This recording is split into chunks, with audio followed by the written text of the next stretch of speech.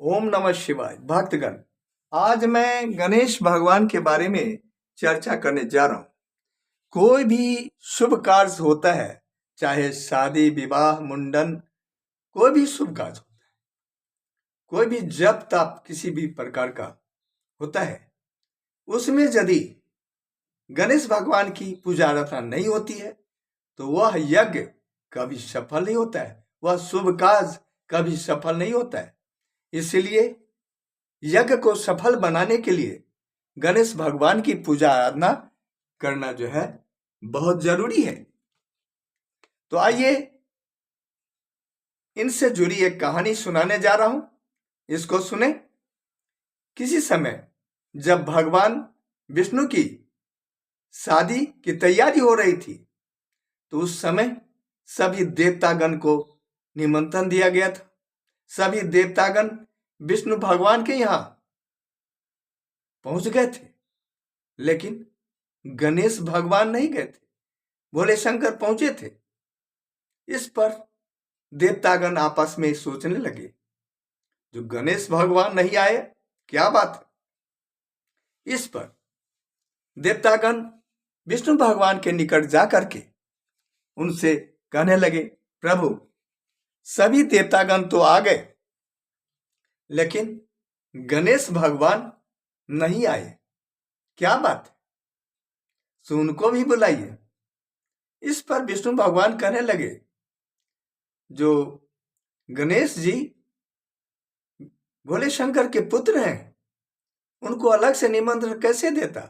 भोले शंकर को तो निमंत्रण दिया था, आना होता तो उनके साथ आ जाते। इस पर देवतागण कहने लगे, नहीं प्रभु, उनको भी बुलाइए। इस पर विष्णु भगवान कहने लगे, जो पता है उनका एक दिन का भोजन 1.25 मन मूंग, 1.25 मन घी, 1.25 मन चावल और 1.25 मन लड्डू है। यदि दूसरे जगह इतना भोजन करेंगे तो लोग क्या कहेंगे। इस पर देवतागण कहने लगे, जैसा कीजिए, उनको बुला करके घर पर ही रोक लेना है। उनसे कहना है, जो आपका वाहन जो है मूषक, वो ज्यादा तेज चलने वाला नहीं है, बारात के साथ जो है नहीं चल पाएगा, इसलिए आप यहीं पर घर पर ही रुक जाइए। उनको घर पर ही रोक लेना है। इस पर विष्णु भगवान तैयार हो गए और गणेश भगवान को बुला लिए और उनसे कह दिए, जो आपका वाहन जो है मूषक बारात के साथ ठीक से नहीं चल पाएगा, इसलिए आप यहीं घर पर ही रुक जाइए। तो उनको घर पर ही रोक लिया गया, विष्णु भगवान के घर पर। अब बारात आगे चली गई विष्णु भगवान के शादी के लिए। इस पर देव ऋषि नारद जी कुछ देर के बाद में गणेश भगवान के निकट आकर के कहने लगे, प्रभु बारात तो आगे चली गई, आप तो यहीं पर हैं, क्या बात है। यह सुन करके गणेश भगवान कहने लगे, जो मुझे यहां बुला करके मेरा अपमान जो है सो वो लोग किए हैं, ठीक बात नहीं है। इस पर देव ऋषि नारद जी कहने लगे, जो हे प्रभु ऐसा कीजिए, अपने मूषक को बारात से आगे भेज दीजिए, वो रास्ते को खोद देगा और वाहन का पहिया जो उसमें धस जाएगा, बारात आगे नहीं जा पाएगी, फिर आपको वो लोग बुलाएंगे। यह सुन करके गणेश भगवान अपने मूषक को आगे भेज दिए, बारात से आगे जाकर के रास्ते को खोद दिया मूषक ने, जिस कारण से वाहन का पहिया धस गया, निकल नहीं रहा था। कितने वाहन का पहिया टूट गया। तब देवतागण चिंतित हो गए।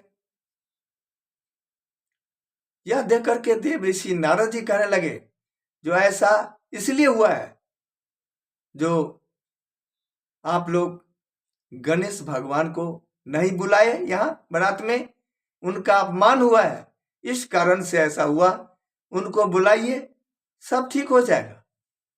तब भोले शंकर नंदी को भेज करके गणेश भगवान को बुला लिए और फिर उनकी पूजा आराधना जो है सर्वप्रथम किया गया। इसके बाद वाहन का पहिया निकल गया, लेकिन कितने वाहन का पहिया टूट गया था। वहीं खेत में एक हलवाहा हल चला रहा था, उसको बुलाया गया। वह हलवाहा से कहा गया, ये भाई, तो तुम इस पहिया को ठीक कर दोगे जो टूट गया, इस वाहन का पहिया? उसने कहा, हाँ हाँ ठीक कर दूंगा। उसने गणेश भगवान का नाम लेकर के उस पहिया को ठीक कर दिया। और वह हलवाहा कहने लगा, जो आप लोग तो देवता है, आप लोगों को गणेश भगवान का नाम लेकर के कोई काम करना चाहिए। उनके नाम लेने से, पूजा करने से सभी कार्य सफल हो जाते हैं।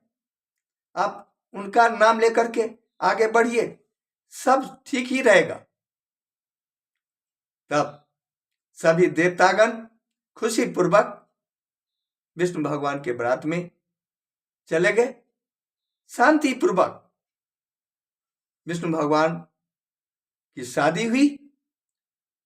तभी से ये संकष्टी चतुर्थी व्रत मनाया जाने लगा। संकष्टी का मतलब सभी कष्ट को हरने वाला व्रत, दूर करने वाला, कष्ट को दूर करने वाला व्रत। चाहे किसी भी प्रकार की समस्या है, इस व्रत को करने से सारे कष्ट दूर हो जाते हैं। तो भक्तगण श्रद्धा पूर्वक इस व्रत को करें, जिससे आपके जीवन में सदा जो है खुशहाली रहेगी। अगले वीडियो में फिर मेरी मुलाकात होगी। तब तक के लिए आज्ञा चाहता हूं। अगला वीडियो देखने के लिए मेरे इस चैनल को लाइक एवं सब्सक्राइब करें, साथ ही शेयर भी कर दें। जय भोलेनाथ।